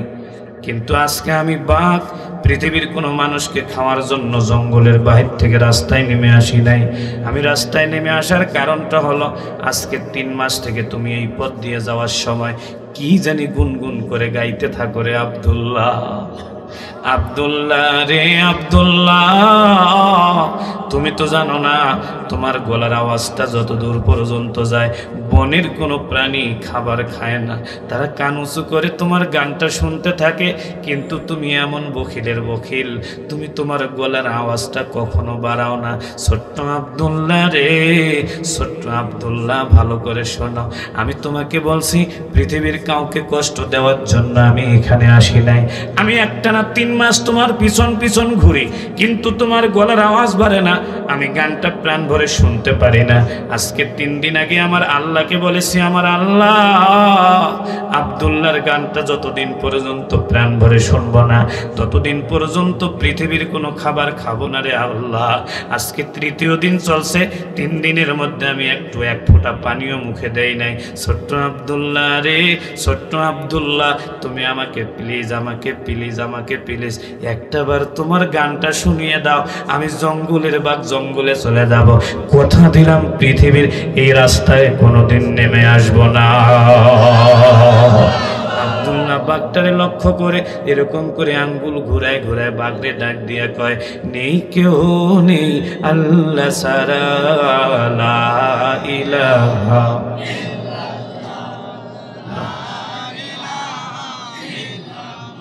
বলে লা ইলাহা, বলে লা ইলাহা। এই দৃশ্য দেখছে 3-4 হাজার মুসলিম। আব্দুল্লাহকে তারা ঘেরাও করে আব্দুল্লাহকে ডাক দিয়া বলেন, আব্দুল্লাহ রে, যে মন্ত্র দিয়ে জঙ্গলের বাঘরে মুহূর্তে জঙ্গলে খেদাই দিছ ওই মন্ত্রটা আমাদেরকেও শিখায় দাও। আব্দুল্লাহ বললেন, এটা যদি তোমরা পড়ো আর মন দিয়ে মানো তাহলে তো তোমরা মুসলিম হয়ে যাবে। ওরা বলছে মুসলিম হতে চাই, দেরি করতে চাই না, কালেমা পড়ায় দাও। আব্দুল্লাহ 3000 মানুষকে মুহূর্তের মধ্যে কালেমা তৈবা পরে মুসলমান বানায় দেয়। একটু মেহেরবানি করে বলুন হেদায়েতের মালিককে। আরো জোরে, জোরে হলো না। আমার দিনী ভাইয়েরা, আমি আবু সাইদ নেসারি একবার নয় দুবার নয়, আমি আবু সাইদ নেসারির ওয়াজের বয়স প্রায় 20 বছরের মতো। আমি এতদিন ওয়াজ করি, কোনোদিন আমার ওয়াজে একজন মানুষও হেদায়েত হলো না, একজন মানুষও কালেমা পড়লো না। কিন্তু পৃথিবীতে আল্লাহ পাক তাসিরওয়ালা কিছু মানুষ পাঠিয়েছেন যাদের কণ্ঠে এত তাসির। ওরা যখন কোরআনের ওয়াজ করত অমুসলিমরা পাগলের মতো করে এসে কালেমা পড়ে মুসলমান হতো। আর যারাই মুসলমান বানাইতো রে, এদের প্রতি রাষ্ট্র আন্তর্জাতিক বিশ্ব নির্যাতন চালাইতো। এই আলোচনা যখন করি আমি অঝরে কান্দি আর আল্লাহকে বলি, আল্লাহ যাদের কণ্ঠে তুমি মায়া দিয়েছ ওই মানুষগুলোকে তুমি যেখানে রাখো আল্লাহ তুমি ভালো রাখিও। পৃথিবীর কোনো অপশক্তি দিয়ে আল্লাহ তুমি তাদেরকে কষ্ট দিও না। একটু জোরে জোরে বলতে হবে আল্লাহু আকবার। আপনাদের কি কষ্ট হচ্ছে ভাইজান? সম্মানিত দিনী ভাইয়েরা, আর লম্বা করব না, মানুষ ছোট্ট, একটু মেহেরবানি করে আর একটু জোরে বলুন হেদায়েতের মালিককে। ছোট্ট মানুষ ওদেরকে মুসলমান বানাই দিছে। রাজ দরবারে যাইতে না যাইতে ছেলেটার নামে মামলা হয়েছে 3টা। জোরে বলেন কয়টা? জোর হলো না। 1 নম্বর মামলা হলো জোর করে 3000 মানুষকে মুসলমান বানাইছে। আপনারা একটু মেহেরবানি করে বলুন তো, 8 বছরের বাচ্চা 3000 মানুষকে জোর করছে, এটা কি কোনো পাগলে বিশ্বাস করবে? ছাগল, গাধা, কুত্তা, শুয়োর 8 বছরের বাচ্চা জোর করে মুসলমান বানাইছে? একটু কথা কর না কে? আমার দিনী ভাইয়েরা, ছোট্ট ছেলেকে জিজ্ঞেস করা হলো 3000 মানুষকে জোর করে মুসলমান বানাই না কেন? ছোট্ট ছেলেটা কয়, রাজা মহাশয় আমি একটার উপরেও জোর করি নাই, সবাই আমার কালেমার প্রতি আসক্ত হয় কালেমা পড়ে নিয়েছে। কয় বেটা আমার কাছে সাক্ষী সাক্ষী সব আছে, সাক্ষী যদি আগে থেকে বানানো থাকে তাহলে মেহেরবানি করে বলুন রায় দেওয়া সহজ কিনা? সব ওরা আগে থেকে বানায় রেখে দিয়েছে। ছোট্ট আব্দুল্লাহকে বলে, আব্দুল্লাহ রে, রায় হয়ে গেছে তোমার মৃত্যুদণ্ড। আব্দুল্লাহ বলেন, তুমি, তোমার বাপ, তোমার মা, পৃথিবীতে কেউ আমাকে মারতে পারবে না। একটু মেহেরবানি করে বলো না হায়াত মউতের মালিককে। আরো জোরে, জোর হলো না। 29 পারার 1ম পৃষ্ঠার 2য় লাইন, 67 নম্বর সূরা। সূরাটির নাম সূরা মুলুক, আয়াত নম্বরটা 2। আমার আল্লাহ বলেন, আল্লাযী খালাকাল মাউতা ওয়াল হায়াতা লিয়াবলুয়াকুম আইয়ুকুম আহসানু আমালা। আর একটু জোরে জোরে বলো না হায়াত মউতের মালিককে। আমাদের হায়াতের মালিক আল্লাহ, আমাদের মরণের ভয় দেখায় কোনো লাভ জোরে বলে আছে কি? এই তো আপনাদের সাতক্ষীরায় 2006 সাল থেকে ওয়াজ করি আমি। তখন দাড়ি মোটামুটি গজায় নেই ভালো মতো, আর এখন দাড়ি পেকে গেছে, আর কয়দিন বাঁচবো, মরেই তো যাবো। অতএব তোরা যদি তোদের হাতে মারিস তাহলে তো লাভ, বিনা হিসাবে জান্নাত। 100 বার শহীদ হতে রাজি আছি, কিন্তু জালেমের দল, তোদের কাছে আমরা মাথা নত করবো নাকি? আর একটু জোরে বলেন, করবো? আমার দিনী ভাইরা, আর বেশি দূর না যাই, যতই সামনে যাব ততই আপনাদেরকে মজা লাগবে। রাত অনেক হয়ে যাচ্ছে, জাস্ট ফিনিশিং দেওয়ার জন্য সূরা বুরুজের শেষ কথাটুকু বলি। ছোট্ট মানুষটিকে বলা হলো, তুমি প্রস্তুতি নাও, তোমাকে পাহাড়ের উপর থেকে ফেলে মারা হবে। আব্দুল্লাহকে হাত বেঁধে পা বেঁধে একেবারে দুটো পা উপর দিকে করে, মাথাটা নিচের দিকে করে 40 জন সেনাবাহিনী 2500 ফুট উঁচু পাহাড়ের উপরে উঠায়। সেনা প্রধান নিচের দিকে মাথা করে, পা দুটো উপর দিকে করে আব্দুল্লাহকে ডাক দিয়ে কয়, এখনো টাইম আছে, জীবন ভিক্ষা চাও। আব্দুল্লাহ কয়, বেআক্কেল জীবনের মালিক তুই নাকি যে তোর কাছে জীবনের ভিক্ষা চাইব? মেহেরবানি করে বলুন, জীবনের মালিককে। সম্মানিত দিনী ভাইরা, পাহাড়ের উপরে ছেলেটার পা উপরে মাথা, একটু জোরে কোন, পা উপরে মাথা। কয় কোয়া কালেমা ছাড়বি কিনা? আব্দুল্লাহ কয়, জান দেব মাগার কালেমা ছাড়ব। আপনারা কোন, জান দেব কোরআন ছাড়ব, জান দেব জালিমকে ভালোবাসবো, জান দেব মজলুমের পক্ষে ইনশাআল্লাহ। আর একটু জোরে বলেন, ইনশাআল্লাহ। ছেলেটার সেনাপ্রধান কয়ে, দেখ একবার কালেমা ছাড়, তোমাকে রাষ্ট্রীয় মদদে সুন্দরভাবে রাখবো, বড় হইলে ভালো দেখে বউ দেব। আব্দুল্লাহ কয়, তোর সম্পদের গোষ্ঠী মারি, বউর গোষ্ঠী মারি, পৃথিবীতে সবচেয়ে আমার আপন। জোরে বলো। সেনাপ্রধান ডাক দিয়ে বলে, দেখ কালেমা ছাড়বা কিনা তাই কও। আব্দুল্লাহ বলেন, একটা জীবনকে একবার নয় 1000 বার দেব, কিন্তু আমি একবারের জন্য কালেমা ছাড়বো না। উপর থেকে আব্দুল্লাহকে ছেড়ে দেওয়া হচ্ছে। আব্দুল্লাহ চক্ষু বন্ধ করে একটু মেহেরবানি করে বলুন, যাকে ডাকছে তিনি কে? বান্দা যদি আল্লাহরে ডাকে, আমার আল্লাহ সাড়া দেয় নাকি দেয় না? আপনারা তো 15টা বার চক্ষু বন্ধ করে বাম দুধের 2 আঙ্গুল নিচে হলো কলব, এই কলবের মধ্যে বাড়ি দিয়ে আমার আল্লাহ নামটা ডাক দেন তো, আল্লাহ আল্লাহ আল্লাহ আল্লাহ আল্লাহ আল্লাহ আল্লাহ। আব্দুল্লাহ চক্ষু বন্ধ করে আল্লাহরে ডাকে। আমার দিনী ভাইরা, আব্দুল্লাহ ডাক পৃথিবীতে কেউ না শুনলেও আল্লাহ শুনতে পায়। ওয়া ইন তুবদু মা ফি আনফুসিকুম আও তুখফুহু ইউহাসিবকুম বিহিল্লাহ। কে শুনে? আল্লাহ এক ফেরেশতাকে বলছে, যাও আব্দুল্লাহর হাত পায়ের রশি খুলে দিয়ে আব্দুল্লাহর 2 হাতের মধ্যে 2টো ডানা সেট করে দাও। আসতে কোন আল্লাহু আকবার। তাফসিরে জাবেরিতে লিখছে, ডানা হয়ে গেছে পাখির মতো, উপর থেকে ছেড়ে দিয়েছে। আব্দুল্লাহ পাখির মতো উড়ে রাজার দরবারে এসে রাজাকে ডাক দিয়ে কই, ওই যে বলছিলাম তোমাকে বারবার এই মন্ত্র বলবো, এই যে শুরু করলাম, লা ইলাহা বলে, লা ইলাহা বলে, লা ইলাহা। আব্দুল্লাহর কালেমা শুনে রাজা উজিরকে ডাক দিয়ে বলে, উজির রে, এই বেটা কিভাবে আসলো? আব্দুল উজির ডাক দিয়ে বলেন, এ কঠিন ক্যারাটি জানে, গোপনীয়দের প্রশিক্ষণ হয়। এই প্রশিক্ষণ বলে ছাদের উপর থেকে লাফ দিয়ে চলে আসছে। রাজা উজিরকে জিজ্ঞেস করে, ওরে শোনো তো, আমার যে 40 জন সৈন্যকে মারতে নিয়ে গেল, ওরা কই? ডাক নিয়ে কই, ওরা কই? আব্দুল্লাহ বলেন, আমি দেখেছি পাশের একটা পাহাড় এসে তোমার সৈন্যগুলোকে বাটনায় যেমন মশলা বাটে, তোমার সৈন্যগুলোকে এরকম করে বেটে দেওয়া হয়েছে। মারহাবা কি বলা যাবে না? রাজা জিজ্ঞেস করলো, ওদেরকে বেটে দেওয়া হলো কেন? কই, ওদের অপরাধ কেন, অন্যায় আদেশ মানতে গেল? আমি জোর করি নাই, ওরাও জানে, ওরা রায় দিয়েছে, এইটা বাস্তবায়নের জন্য আমাকে নিয়ে গেছে। আমার আল্লাহ সহ্য করতে পারে নাই, তাই ভর্তা বানাই দিয়েছে। এই জন্য আদেশ দিলেই মানা যাবে না, দেখা লাগবে আদেশটা নেই নাকি অন্যায়। কথা কন না কে? সব আদেশ কি মানা যাবে? আঙ্কেল কি একটা ভালো মানুষ জানেন, আসার পর থেকে কাছে কাছে বসে আছে। এই আঙ্কেল যদি আমারে কয় বাবা হুজুর আপনারে খুব ভালোবাসি, চলেন সাতক্ষীরায় যে একটা সিনেমা দেখে আসি, এই আদেশ কি মানতে পারবো? একটু জোরে বলেন পারবো? পারবো। আপনি নেতা, আপনার জায়গায় আপনার আদেশ যদি আমার আল্লাহর আদেশের সাথে না মিলে, আপনাকে হিসাব করার টাইম আমাদের। আর একটু জোরে বলেন হিসাব করার টাইম আমাদের।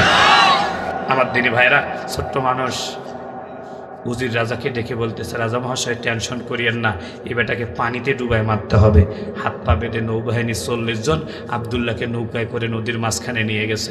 একটু মেহেরবানি করে বলুন, পদ্মা নদী যিনি খনন করেছেন তিনি কে? মেঘনা, যমুনা, বঙ্গোপসাগর, প্রশান্ত মহাসাগর। আপনাদের সাতক্ষীরায় মনে হয় একটা নদী আছে ইসামতি, না? ইসামতি নদী। মেহেরবানি করে বলুন যিনি খনেছেন তিনি কে? নদীর মাঝখানে নিয়ে গেছে।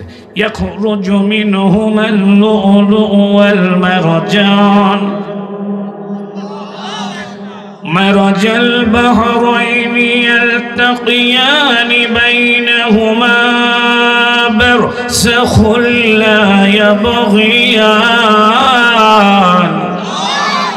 ফাবিআইয়ি আলাই রাব্বিকুমা তুকাযযিবান।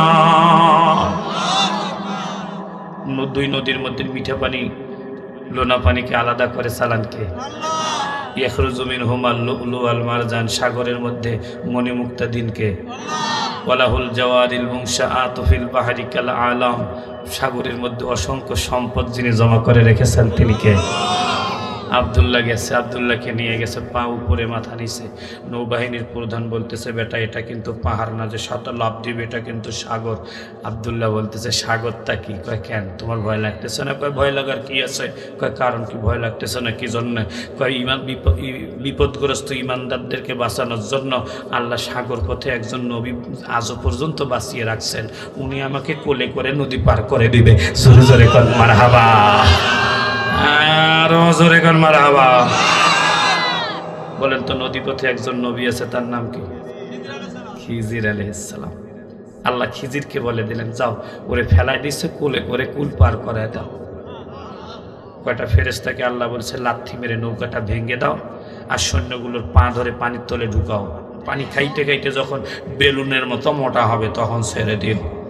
রাজার দরবারে ছোট্ট মানুষ চলে গেছে, কয় এই তোমার খবর কি? আবদুল্লাহ কয়, পড়ো লা ইলাহা। রাজা উজিরে ডাক দিয়ে দেখি আবার আইছে। উজির বলতেছে, টেনশন করিয়েন না, ও বেটা সাঁতারও কঠিন, নৌবাহিনীতে খুব খাটত, এই বলে চলে আসছে, বাধা আটকা রাখতে পারে নাই। এবার এমন কাজ করব তাকে আর কেউ রক্ষা করতে পারবে না। রাজা কয়, কিসে মারবা? কয়, পুড়ে মারবো। মেহেরবানি করে বলুন, আগুন যিনি বানিয়ে রাখছেন তিনি কে? একটা আগুন বানাইছে। قتل أصحاب الأخدود।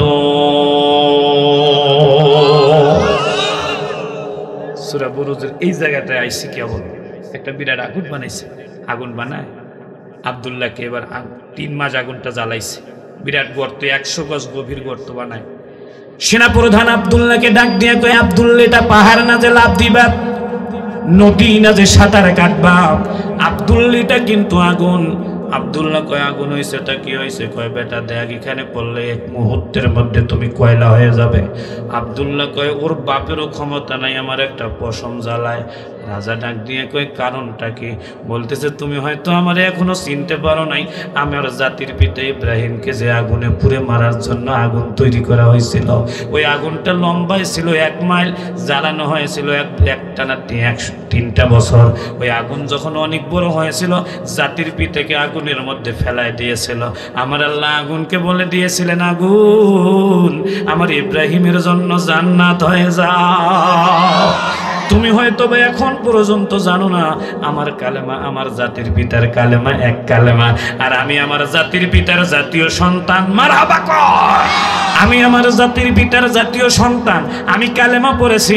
তোমার বিশ্বাস না হলে ধাক্কা দিয়ে আমাকে আগুনে ফেলায় দিয়ে দেখো, আমি যে দিক দিয়ে হাঁটবো আগুন সেখান থেকে সরে যাবে। আমার আল্লাহ জান্নাত থেকে আমার খাদ্য সরবরাহ করবে। একটু জোরে জোরে বলা লাগবে আল্লাহু আকবার। এই ঘটনা বর্ণনা করতে গিয়ে আল্লাহ শপথ করেছেন কয়বার? আরো জোরে, জোর হলো না। 4 বার শপথ করেছে। আব্দুল্লাহকে আগুনে ফেলায় দিছে। আব্দুল্লাহ আগুনে ঘুরে বেড়াচ্ছে। রাজা উপর থেকে ডাক দিয়ে কয়, আব্দুল্লাহ এদিকে আও। আব্দুল্লাহ কয়, ফেলাইছো তুমি, তুমি নিয়ে যাও। তুমি ফেলাইছো, তুমি নিয়ে যাও। রাজা কয়, আমি যদি তোমারে আনতে যাই আমি তো পুরে শেষ হয়ে যাব। আব্দুল্লাহ কয়, দোয়া শিখাই দিচ্ছি, ওই দোয়া পড়ো, তোমাকেও আগুনে ধরবে না। কয়, কোন দোয়া? কয়, যে ওই পুরান দোয়াটা, লা, জোরে কোন, লা ইলাহা, বলে লা ইলাহা, জোরে লা ইলাহা, বলে লা ইলাহা ইল্লাল্লাহ। এক পর্যায়ে আব্দুল্লাহ নিজে উপরে উঠে আসছে। রাজা আব্দুল্লাহর পা ধরে কয়, আব্দুল্লাহ রে, তোমার একটা কথা কই, তোমারে মারতে পারলাম না পাহাড়ে, পারলাম না নদীতে, পারলাম না পুরে, তুমি এবার বলো তো তোমাকে কিভাবে মারা যাবে?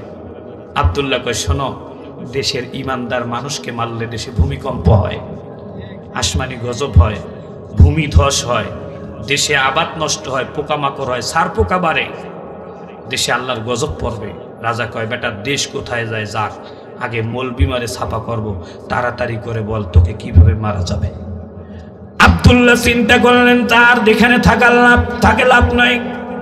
রাজাকে ডাক দিয়া বলেন, রাজা রে, আমি তোমাকে কথা দিলাম আমাকে মারার দোয়া আমি নিজে শিখাই দেব, তবে শর্ত হলো একটা মাহফিল বসাইতে হবে। ওই মাহফিলের সভাপতি থাকবা তুমি, প্রধান বক্তা হব আমি। 8 ঘন্টা ওয়াজ করব। ওয়াজ করার পরে শ্রোতা মণ্ডলীরা চলে যাওয়ার পরে আমি একটা দোয়া তোমার জল্লাদকে শিখিয়ে দেব।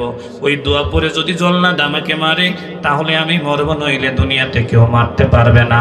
আর একটু জোরে জোরে বলতে হবে, হায়াতের মালিককে। এ মুসলমানেরা, বিরাট বড় মঞ্চের আয়োজন করা হলো। ইদংজন উপশ্রুত নরা সংশয় স্তবিষ্যতে স্রষ্টিং সহস্র নবতিং চক্রৌরম আরুষ্মে সুদদ্দহে। সেই জনসভার মধ্যে 60,000 শ্রোতা উপস্থিত ছিল যারা অমুসলিম। আব্দুল্লাহ এই 60,000 স্রষ্টার মাঝে মাত্র 1/2 ঘন্টা ওয়াজ করেছেন। আমার দিনী ভাইরা, 1/2 ঘন্টার ওয়াজে, আব্দুল্লাহর ওয়াজে 60,000 মানুষ কালেমা পড়ে মুসলমান হয়ে যায়। দুহাত উঁচু করে বলুন আল্লাহু আকবার। মারামারি করে কি কোরআনের আন্দোলন ঠেকা যায়? 10 বছর আটকে রাখবেন, আর ঠিক মতো সঠিক বক্তা যদি ময়দানে বের হয়ে একটা বক্তব্য দেয়, 20 বছরের কাজ আল্লাহ করে দিবে। পারবে না? একটু জোরে পারবে কি না? ওয়েট অ্যান্ড সি, অপেক্ষা করেন এবং দেখেন আল্লাহ কি করতে পারে। অনেকে মনে হয় আমার উপরে রাগ করছে, বিরক্ত। আব্দুল্লাহ ছোট্ট মানুষ তো। এবার নব মুসলিমদেরকে ঘেরাও করা হলো। ঘেরাও করতে করতে ঘেরাও করে নব মুসলিম যারা আত্মসমর্পণ করলো তাদেরকে ছেড়ে দিল, আর যারা আত্মসমর্পণ করলো না, ওই ফুটন্ত আগুন যেটা আগে থেকে জ্বলতেছিল, আব্দুল্লাহকে মারা হচ্ছিল, ওই আগুনের মধ্যে ফেলানো হলো। তাফসীরের মধ্যে আসছে সেদিন 3000 মানুষকে আগুনের মধ্যে ফেলানো হয়েছিল। ইয়ং জেনারেশন যুবকদেরকে বলবো, যুবকেরা, সামনের 10 মিনিটের আলোচনা তোমাদের জন্য, গভীর মনোযোগ দিবা। আমার দিনী ভাইরা, ওই দিন 3000 মানুষকে ফুটন্ত আগুনের মধ্যে ফেলানো হয়েছিল। গভীর মনোযোগ দিবেন। সর্বশেষ একজন মা 3 মাসের একটা ছেলে বাচ্চাকে কোলে করে নিয়ে কালেমা পড়েছিল। এই মার বাচ্চাটা কোলে ছিল, ফুটন্ত বাচ্চাটা কোলে কালেমা পড়েছিল। উজির এসে মহিলাকে ডেকে বলেন, মহিলারে, তুমি বলো কালেমা ছাড়বা নাকি আগুনে পড়বা? মহিলা বলেন, জীবন দিয়ে দেব, কিন্তু একবারের জন্য কালেমা ছাড়বো না। 1 মিনিট সময় লাগে নাই। আমার দিনী ভাইরা কোল থেকে বাচ্চাটাকে ছিনিয়ে নিয়ে ফুটন্ত আগুনের মধ্যে, তেলের ড্যাগ ছিল, তেলের ড্যাগের মধ্যে বাচ্চাটাকে ছেড়ে দেওয়া হয়। আপনারা একটু মেহেরবানি করে বলুন তো, কোনো মা কি সহ্য করতে পারবে? আরো জোরে, জোর হলো না। মা বাচ্চা দেখে মাছের মতো করে ভাজা যায়, মা জননী বাচ্চারা দিকে তাকায় আর নিজের বুকের মধ্যে বাড়ি দেয়। বাচ্চা আগুনে পুড়ে যাওয়া তো দূরের কথা, আপনার আমার বাচ্চাকে কেউ যদি অযথা মারামারি করে মায়ের কলিজা জ্বলে যায়, ঝগড়া লাগায় দেয়। আমার রংপুরে একজন ডাক্তার ছিল, কর্নেল আবু তাহের। আমি একদিন ওনাকে জিজ্ঞেস করেছিলাম, স্যার আপনি একটু বলেন তো মাগুলো এরকম অন্ধ হয় কেন? সবসময় ছেলেমেয়ের পক্ষে থাকে, দোষ করলেও ছেলেমেয়ের পক্ষেই থাকে, না করলেও ছেলেমেয়ের পক্ষে থাকে, কারণটা কি? উনি জবাব দিয়েছিলেন, মাওলানা, সন্তান মায়ের পেটে যে থলিটাতে থাকে ওই থলিটা মাত্র 10 ইঞ্চি লম্বা হয়। বাচ্চাটার বয়স যখন মায়ের পেটে 7 মাস হয় তখন বাচ্চাটা 10 ইঞ্চি লম্বা হয়ে যায়। 7 মাস পর বাচ্চা বাড়ার মতো মায়ের পেটে 1 সুতা পরিমাণ জায়গাও থাকে না। 7 মাস একদিনের দিনে সন্তানের পা নিয়ে সেট করে দেওয়া হয় মায়ের কলিজার নিচে। বিজ্ঞানীরা বলেন, খুব মনোযোগ দিবেন যুবকেরা, যাদের মা আছে আর যাদের মা নাই, বাচ্চা যখন মায়ের পেটে 11 ইঞ্চি লম্বা হয়, সন্তানের পা দিয়ে মায়ের কলিজাটা 1 ইঞ্চি উপরে ওঠে। সন্তান যখন বাপের মায়ের কলিজায় 12 ইঞ্চি লম্বা হয়, সন্তানের পা দিয়ে মায়ের কলিজাটা 2 ইঞ্চি উপরে চাপা দিয়ে থাকে। সন্তান যখন মায়ের পেটে 17 ইঞ্চি লম্বা হয়, সন্তানের পা দ্বারা মায়ের কলিজাটা 7 ইঞ্চি উপরে উঠে থাকে। আমি ডাক্তারকে জিজ্ঞেস করলাম, স্যার মায়ের পেটে আমার পা দ্বারা কলিজাটা 6 ইঞ্চি 7 ইঞ্চি উপরে উঠেছিল, এতে কি মায়ের কোনো কষ্ট হয় নাই? উনি জবাব দেন, মাওলানা, একটা সন্তান যেদিন তার মায়ের কলিজায় পা লাগায় ওই দিন থেকে ভূমিষ্ঠ হওয়ার আগ পর্যন্ত যে সন্তানটা মায়ের পেটে কম নড়াচড়া করে, এরকম একটা সন্তান তার মায়ের কলিজার মধ্যে লাথি মারে 4500 বার। আমি বললাম, স্যার 4500 বার যদি একটা সন্তান তার মায়ের কলিজার মধ্যে লাথি মারে, মায়ের কি কোনো কষ্ট হয় না? উনি জবাব দিয়েছেন, মাওলানা, এই 4500 লাথির মধ্যে যদি কোনো ছোট্ট একটা লাথিও পৃথিবীর কোনো সন্তান তার বাপের কলিজায় মারত, বাবা মারা যেত। আমি বললাম, স্যার বাবা মারা যেত কিন্তু মা মারা গেল না কেন? উনি জবাব দিয়েছেন, মাওলানা, বাপের কলিজা এবং মায়ের কলিজা যাচাই করে বিজ্ঞানীরা বলেছেন যে সন্তান যে যতই মায়ের কলিজায় লাথি দেয়, মায়ের ভালোবাসা ততই সন্তানের প্রতি তৈরি হয়। আর বাপের কলিজায় লাথি দিলে বাবা দুনিয়া থেকে বিদায় হয়ে যাইতো। একটু জোরে জোরে বলা লাগবে আল্লাহু আকবার। আমি ওনাকে জিজ্ঞেস করলাম, স্যার সন্তান তার মায়ের কলিজার মধ্যে 4500 বার লাথি দেয় জানতাম না, আর কোনো তথ্য থাকলে আমাকে বলতে পারেন? উনি জবাব থেকে বললেন, সাইদ শোনো, সন্তান যে 4500 বার লাথি মারে, এর মধ্যে 3টা লাথি আছে বড় বড়, যা পৃথিবীর কোনো সন্তান ভুলতে পারবেন, মা ভুলতে পারবে না। আমি বললাম, স্যার সেটা আবার কি?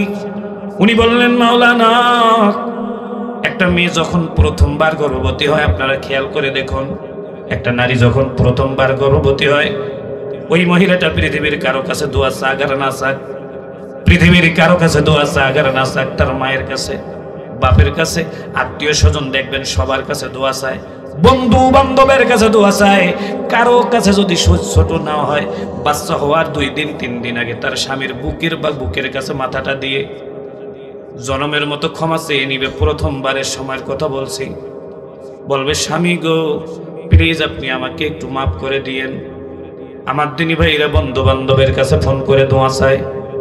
কিন্তু দেখেছি একজন মেয়ে যখন গর্ভবতী হয়, পৃথিবীর কোনো গর্ভবতী মেয়ে তার মায়ের কাছে একবারও ফোন দিয়ে দোয়া চায় না, বাপের কাছে একবারও ফোন দিয়ে দোয়া চায় না। আমি আমার বোনকেই প্রশ্ন করেছিলাম, আপুরে আপু, দোয়া কবুলের জায়গা মা এবং বাবা। শুনলাম ভগ্নিপতির ভগ্নিপতির কাছে তুমি কান্না করেছ, মা ওই আম্মার কাছে কেঁদে কেঁদে দোয়া চেয়েছো, শ্বশুরের কাছে গিয়ে বলেছো আব্বা যাই, কিন্তু একবারের জন্য বাবাকে মাকে ফোন দিয়ে দোয়া চাইলে না কেন? আমাকে ডাক দিয়ে বলে, ভাইয়া আমার যেদিন বিয়ে হয়েছে, আমি যে পাড়ার মেয়ে, ওই পাড়ার প্রতিটা মানুষ আনন্দ করেছে, কিন্তু ভাইয়া রে, আমি যে মায়ের মেয়ে, আমার মা ওই দিন সারাদিন খাবারটুকু মুখে দেয় না। মেয়ে যদি আদরের হয়, মেয়ে যত আদরের হয়, মায়ের খাওয়া দাওয়া বিয়ের দিন নয় 3 দিন 4 দিন আগে থেকে বন্ধ হয়ে যায়। বিশেষ করে মেয়েটাকে যখন বিয়ে হয়ে যায়, জামাইয়ের হাতে একজন মা তুলে দেয়, ওই সময় মাটা পাগলি হয়ে যায়, ফকিন্নি হয়ে যায়। একটা মেয়েকে যখন নতুন জামাইয়ের হাতে তুলে দেয়, স্মৃতিটা মনে করে দেখুন। একটা ফকির দেখবেন এক মুষ্টি চাউলের জন্য দরজার সামনে দাঁড়ায়, চেনে না জানে না এরকম মানুষকে বাপ মা বলে ডাকে। 2টা টাকার জন্য দোকানের সামনে গিয়ে বাবা বলে ডাকে। ঠিক এরকমই বিয়ের দিন যখন মেয়েটাকে নতুন জামাইয়ের হাতে তুলে দেয়, মেয়েটার হাতটা জামাইয়ের হাতের উপরে দিয়ে নাম ধরে ডাকে না রে মুসলমান। মাগুলো বাবা বলে ডাক দিয়া বলে, বাবা কলিজার টুকরে সন্তানটাকে তোমারে দিলাম, তুমি দেখে রাখিও। আল্লাহর কসম করে বলছি, ওই সময় পৃথিবীর কোনো মা হাসতে হাসতে মেয়েকে তুলে দিতে পারে না। রে মুসলমানেরা, রে আল্লাহর বান্দাগুলো, কি বলবো আপনাদেরকে।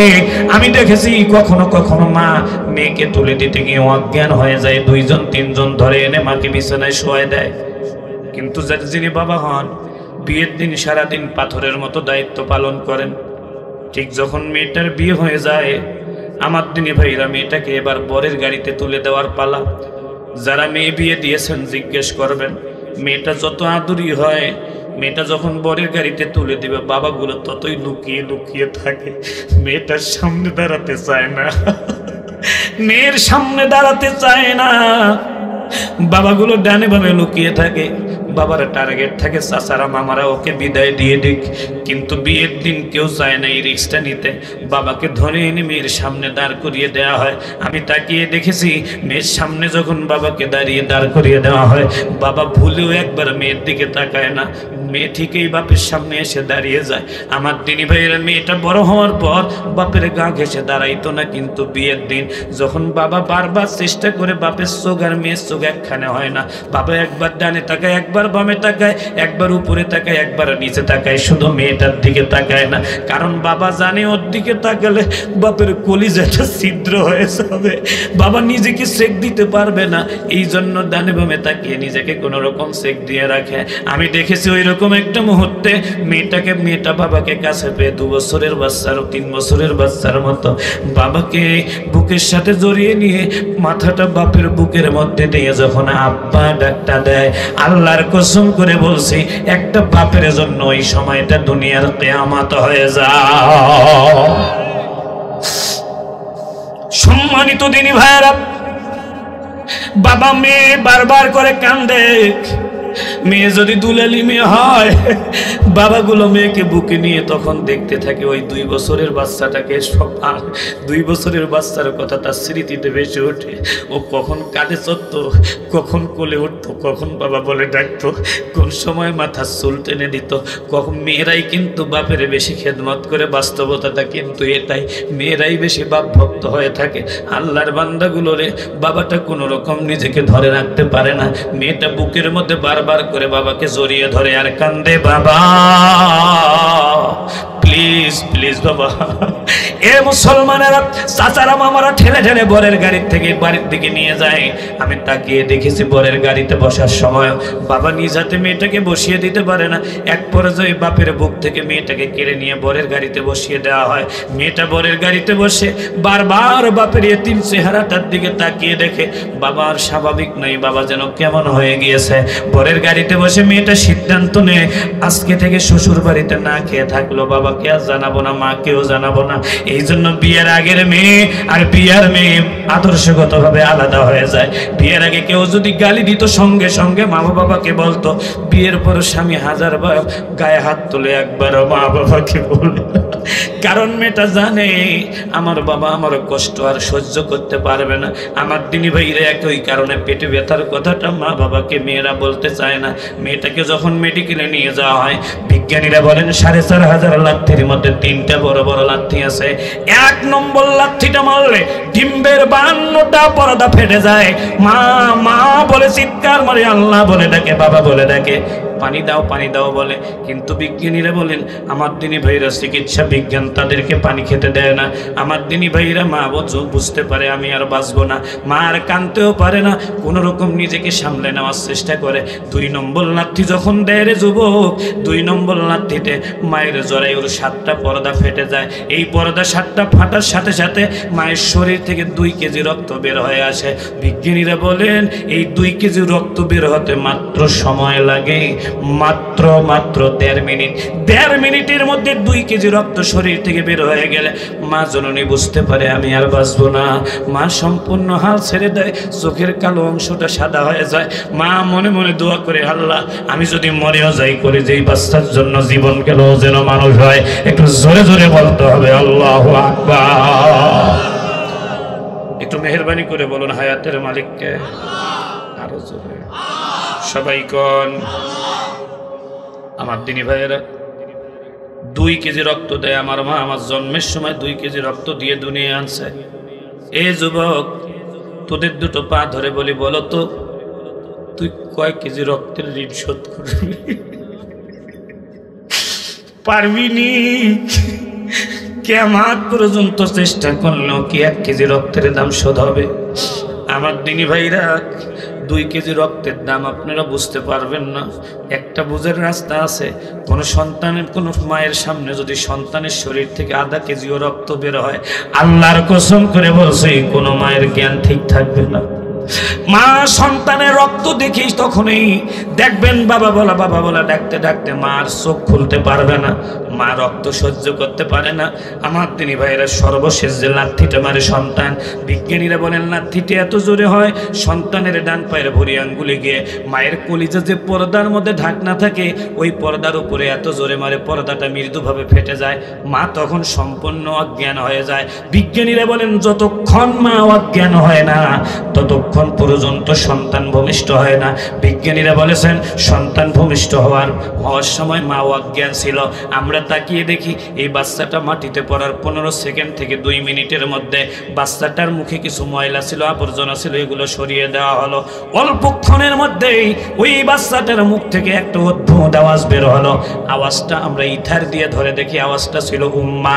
বিজ্ঞানীরা বলেন আমরা উম্মা ডাকটা ইথার দিয়ে ধরলাম আর মায়ের কলিজার মধ্যে মাইক্রোস্কোপটা সেট করলাম। আমরা লক্ষ্য করে দেখি সন্তানের মা ডাক মায়ের কান দিয়ে ঢুকে কলিজার ফুটা জায়গাটাকে সেলাই দিয়ে দেয়। তো হাত উঁচু করে বলুন আল্লাহু আকবার। আরো জোরে বলেন আল্লাহু আকবার। বিজ্ঞানীরা বলেন মা যতই কান্দে সন্তান ততই সুস্থ হয়। আল্লাহু আকবার বলবেন না? সন্তান যতই কান্দে মা ততই সুস্থ হয়। বিজ্ঞানীরা বলেন মায়ের কলিজার ওই ঘাটাকে বিজ্ঞানীরা গবেষণা করে দেখেছেন মা যতদিন বেঁচে থাকে ততদিন পর্যন্ত মায়ের কলিজার ওই ঘাটা থাকে। বিজ্ঞানীরা বলেছেন সন্তান যদি কাছে থাকে ওই ঘাটা ব্যথা করে, সন্তান যদি কাছে না থাকে বিদেশে যায় চাকরি বাকরি করার জন্য এদিকে সেদিকে যায়, তখন মায়ের কলিজাটা কুটকুট কুটকুট করে আবার নতুন করে ব্যথা শুরু করে। যতক্ষণ পর্যন্ত সন্তান ফিরে আসে না ততক্ষণ পর্যন্ত ওই সময় মায়ের কলিজার ঘা ব্যথাটা ভালো হয় না। একটু মেহেরবানি করে জিকির করেন লা ইলাহা, জোরে লা ইলাহা।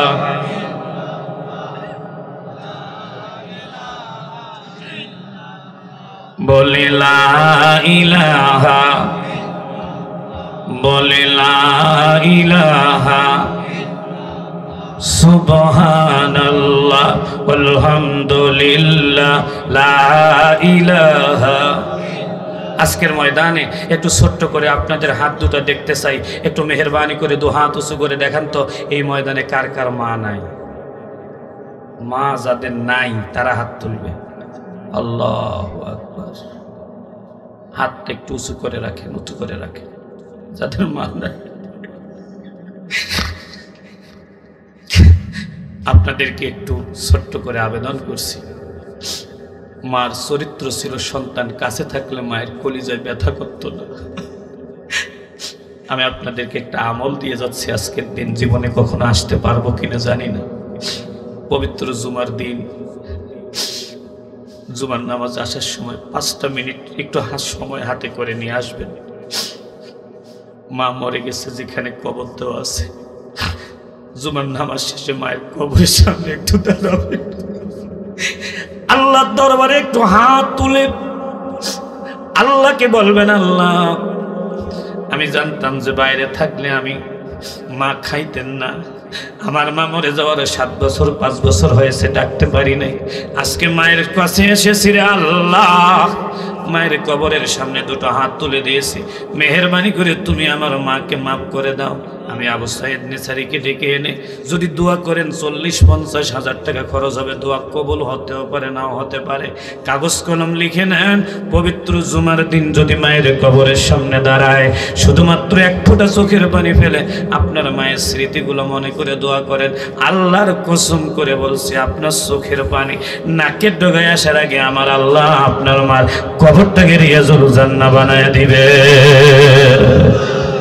মেহরবানি করে বলুন, আমলটা করা যাবে নাকি যাবে না? সবাইকে আমলটা দিলাম। এবার ওই সকল ভাইরা হাত তুলে দিবেন যাদের মা বেঁচে আছে, একটু হাতটা তুলে দেন তো যাদের যাদের মা বেঁচে আছে। আমার ভাইরারে একটু হাত তুলে দেন যাদের মা বেঁচে আছে। যত ভাইয়ের মা বেঁচে আছে সব ভাইদের পায়ে হাত দিয়ে একটা ছোট্ট আবেদন করে গেলাম। আমি জীবনে কোনো দিন আসবো কিনা জানি না, কিন্তু আমি এতটুকু মনে করি আপনার মা আমার মা, আপনার মা যদি সম্মান পায় আমার মায়ের সম্মান বাড়বে। আমার দিনী ভাইরারে সব ভাইদের হাতে পায়ে হাত দিয়ে বলছি, আমি মুসাফির মানুষ, আলেম মানুষ, এই হাত দিয়ে বুখারী, মুসলিম, তিরমিজি, আবু দাউদ, নাসাই, ইবনে মাজাহ 21টা তাফসীর নাড়াচাড়া করেছি। সব হাতগুলো আপনাদের পায়ে দিয়ে বলছি, আজকে আমার কাছে ওয়াদা দেন যে হুজুর আমরা যতদিন বেঁচে থাকবো কোনোদিন আমরা মা বাবাকে কষ্ট দেব না। একটু মেহেরবানি করে বলুন, ওয়াদা দেওয়া যাবে নাকি? একটু সবাই মিলে বলুন ইনশাআল্লাহ। আমার দিনী ভাইয়েরা, মা জননী তাকিয়ে দেখে ফুটন্ত তেলের মধ্যে পাস্তাটা ফুটে যাচ্ছে, কালো হয়ে গেছে। উজির ডাক দিয়া বলে, শোনো মহিলা, তুমি যদি কালেমা বাদ দাও আবার তোমাকে আমি রাজাকে দিয়ে বিয়ে দেব, রাজার সাথে বিয়ে হবে, বাচ্চা হবে, তোমাকে মা বলবে, ডাকবে। তাফসীরে কবিরের মধ্যে লিখেছে মহিলাটা এক পর্যায়ে সিদ্ধান্ত নিয়েছিল সে চলে যাবে, পিছনে 2 কদম চলেও গিয়েছিল।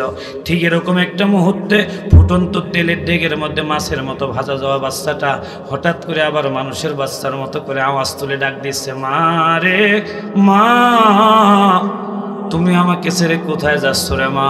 তুমি মনে করেছো এটা ফুটন্ত তেলের ডাক? না রে মা, এটা ফুটন্ত তেলের ডাক নয়। তোমার যদি একান্ত বিশ্বাস না হয় কালেমা তৈয়বা পড়ে ফুটন্ত তেলের ডেকের মধ্যে লাফ দিয়ে দেখো। আমার আল্লাহ যেন ফুটন্ত তেলের ডেক থেকে ইমানদারদের জন্য জান্নাতের বাগান বানায়া দিয়েছে। জোরে বলেন আল্লাহু আকবার, আরো জোরে বলেন আল্লাহু আকবার। ছোট্ট আব্দুল্লাহকে বলা হলো, আব্দুল্লাহ তুমি এবার মন্ত্র শিখিয়ে দাও। আব্দুল্লাহ মন্ত্র শিখিয়ে দিল। জল্লাদকে ডেকে বলল, জল্লাদ তুমি যখন আমাকে মারবে 1000 চেষ্টা করলেও আমাকে মারতে পারবে না। তুমি যখন আমাকে মারবে, তীরটা যে সময় মারবে সেই সময় তুমি সাক্ষী দিবে আশহাদু বিরব্বিল গোলাম। জোরে জোরে বলুন আল্লাহু আকবার। এ জল্লাদ তুমি যখন তীর মারবে তখন তুমি বলবে যে আমি সাক্ষী দিচ্ছি এই ছেলেটা আল্লাহর গোলাম ছিল, এই বলে তীর মারবে।